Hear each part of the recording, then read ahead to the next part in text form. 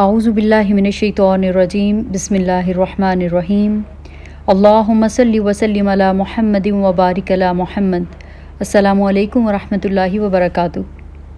آج سے ہزاروں سال پہلے کی بات ہے کہ مکہ مکرمہ کی بے آب و گیاہ وادی میں سیدنا ابراہیم علیہ السلام اور ان کے بیٹے سیدنا اسماعیل علیہ السلام خانہ کعبہ کی تعمیر کر رہے تھے، اسی خانہ کعبہ کی کہ جو اس کائنات میں اللہ رب العزت کی عبادت کے لیے سب سے پہلا گھر بنایا گیا۔ یہ حرم کعبہ بے شک بڑی عظمت اور شان والا ہے۔ علامہ قسطلانی لکھتے ہیں کہ بیت اللہ کو 10 مرتبہ تعمیر کیا گیا۔ سب سے پہلے بیت اللہ کی تعمیر فرشتوں نے کی، پھر دوسری مرتبہ حضرت آدم علیہ السلام نے اس کی تعمیر کی، تیسری مرتبہ حضرت آدم علیہ السلام کے بیٹے شیث علیہ السلام نے کی، اور چوتھی مرتبہ سیدنا ابراہیم علیہ السلام نے، پانچویں مرتبہ قوم عمالقہ نے، چھٹی مرتبہ قبیلہ بنو جرہم نے، اور ساتویں مرتبہ رسول اللہ صلی اللہ علیہ وآلہ وسلم کے جد امجد قصی بن کلاب نے کی، آٹھویں بار قریش نے، اور 9ویں مرتبہ سیدنا عبداللہ بن زبیر رضی اللہ تعالیٰ عنہ نے، اور 10ویں بار حجاج بن یوسف نے اللہ کے گھر کی تعمیر کی۔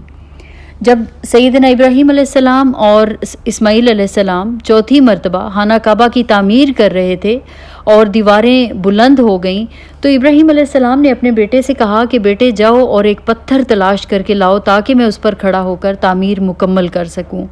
سیدنا اسماعیل علیہ السلام جاتے ہیں، کالے رنگ کا ایک پتھر تلاش کر کے لے آتے ہیں، اور سیدنا اسماعیل علیہ السلام اپنے والد محترم کو پتھر پکڑاتے ہیں۔ ابراہیم علیہ السلام اس پر کھڑے ہو کر اللہ کے گھر کی تعمیر کرتے ہیں، اور یہی وہ پتھر ہے کہ جو بعد میں مقام ابراہیم علیہ السلام کہلایا۔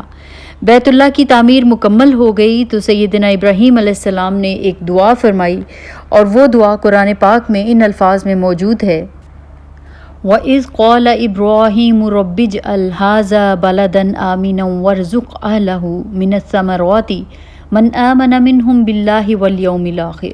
اے میرے رب، اس جگہ کو امن والا شہر بنا دے، اس کے رہنے والوں میں سے جو لوگ اللہ پر اور روز آخرت پر ایمان لائیں انہیں پھلوں کا رزق عطا فرما۔ سیدنا ابراہیم علیہ السلام کی اس دعا کو اللہ رب العزت نے شرف قبولیت بخشا، اور یہ مقام آج تک پرامن اور قابل احترام ہے۔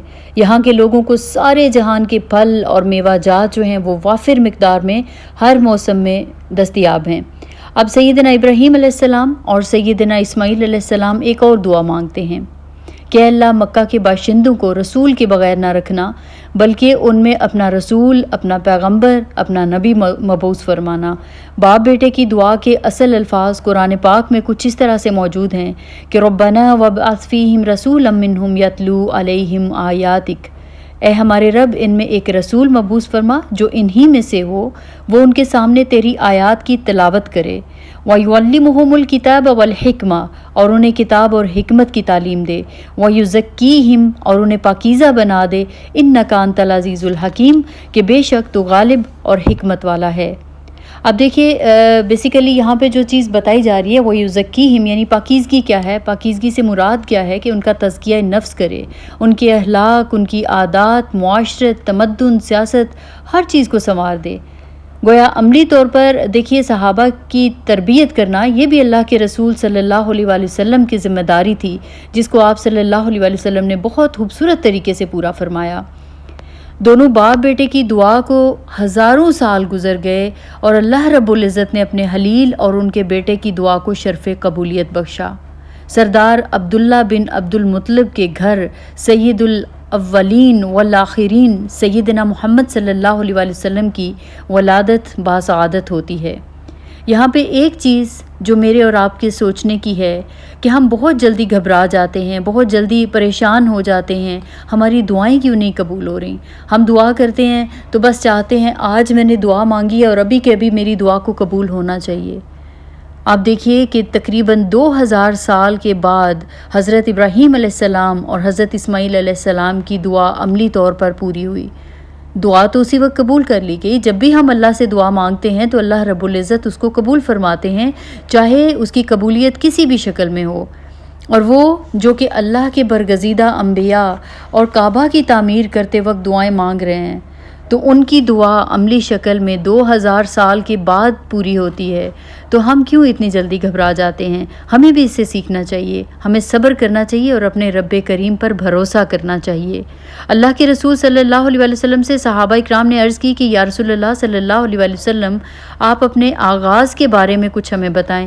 تو رسول اللہ صلی اللہ علیہ وسلم نے ارشاد فرمایا، جس کا مفہوم کچھ یوں ہے کہ میں اپنے باپ ابراہیم علیہ السلام کی دعا اور عیسیٰ ابن مریم علیہ السلام کی بشارت ہوں۔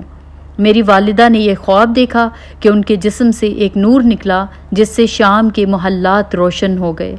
اب یہ نور ہدایت ہمارے پیارے رسول حضرت محمد صلی اللہ علیہ وسلم کی ذات گرامی تھی، جن کی اس دنیا میں تشریف آوری سے کفر اور شرک کے اندھیرے چھٹ گئے اور پورا عالم توحید الہی اور سنت نبوی کے نور سے جگمگا اٹھا۔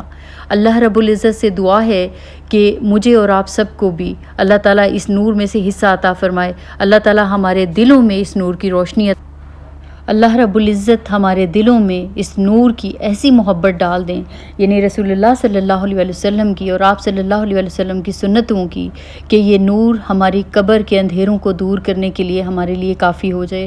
اللہ تعالیٰ اس نور کے ذریعے ہماری آخرت سنوار دے، آمین یا رب العالمین۔